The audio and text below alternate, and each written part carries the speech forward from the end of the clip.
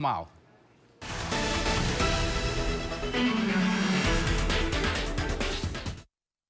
E nossa entrevista de hoje, com o tema O Novo Normal, esse debate online que a gente está fazendo durante toda a semana, é com o presidente da Frente Parlamentar Mista do Congresso Nacional, que trata do comércio, o deputado federal paraibano Efraim Filho. Boa tarde, deputado. Seja bem-vindo.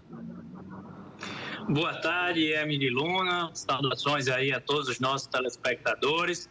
Logicamente, nesse dia de hoje, saudação aí a todos os namorados e namoradas, né, que comemoram o seu dia. Me permita também antecipar aqui a minha saudação ao ministro Onyx Lorenzoni, né, do nosso partido, Democratas. Eu que lidero Democratas, temos a honra de ter o ministro Onyx compondo o governo Jair Bolsonaro na cadeira do Ministério da Cidadania. Então, seguramente trará muitas informações aí úteis e necessárias para você.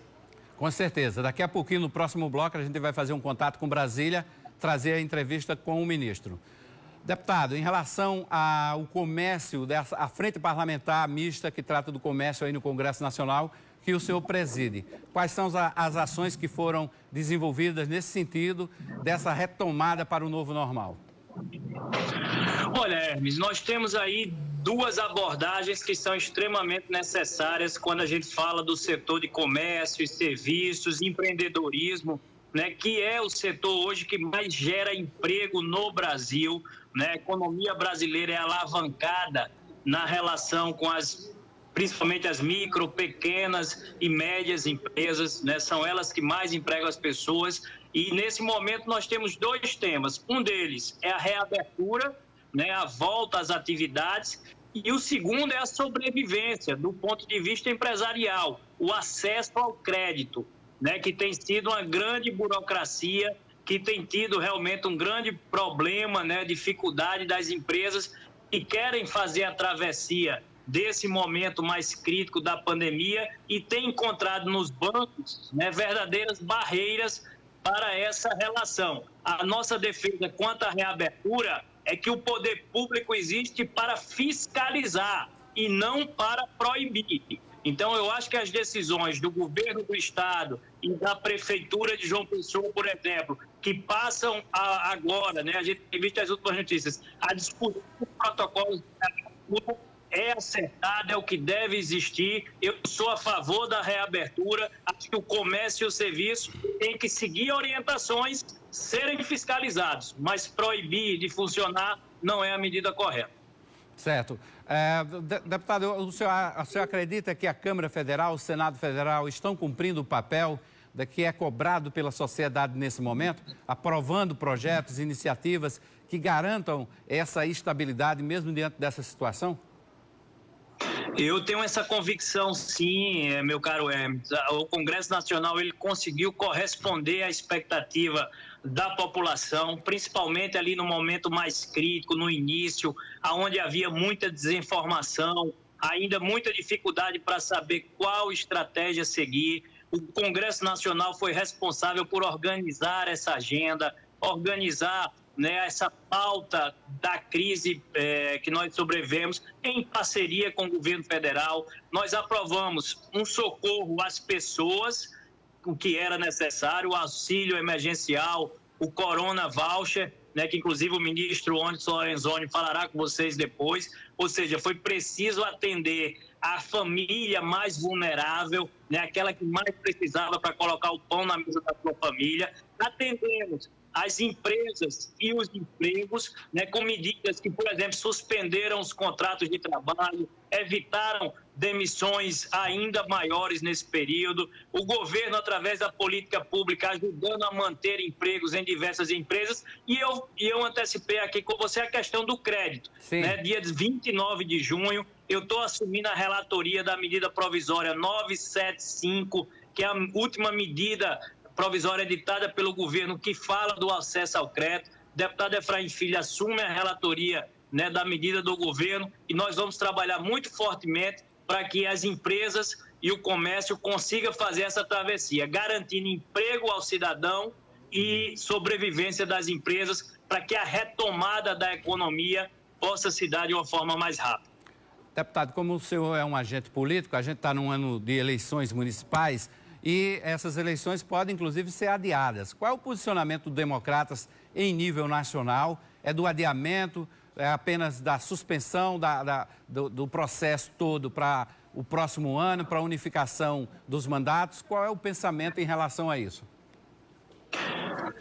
Nós teremos, esse é um tema extremamente delicado, né, que tanto a sociedade como a classe política têm debatido como proceder nesse ano.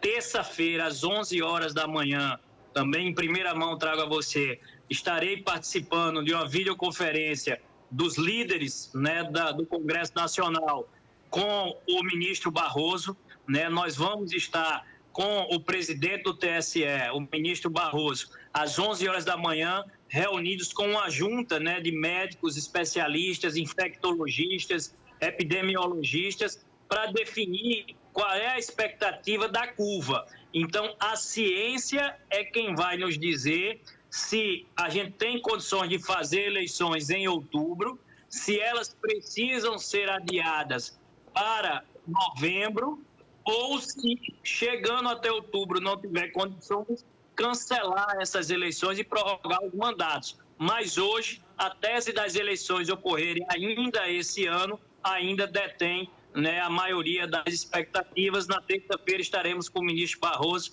presidente do TSE, para encaminhar essas decisões. Mesmo que elas ocorram este ano, deputado, vai ser um desafio para os políticos, né? A conquista do voto de forma remota.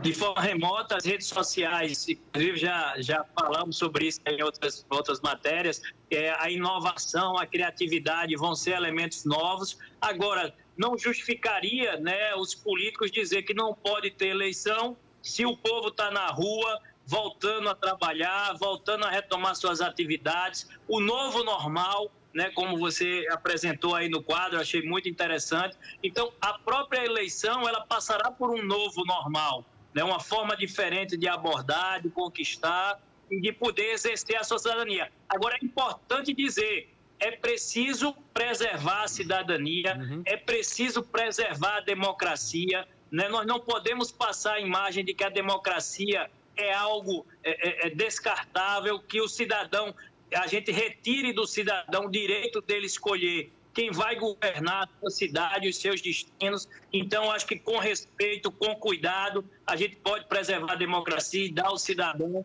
o direito de escolher quem vai lhe governar e não simplesmente prorrogar mandatos sem autorização da sociedade e do cidadão. Ok. Deputado Efraim Filho, obrigado pela entrevista mais uma vez aqui no Correio Debate.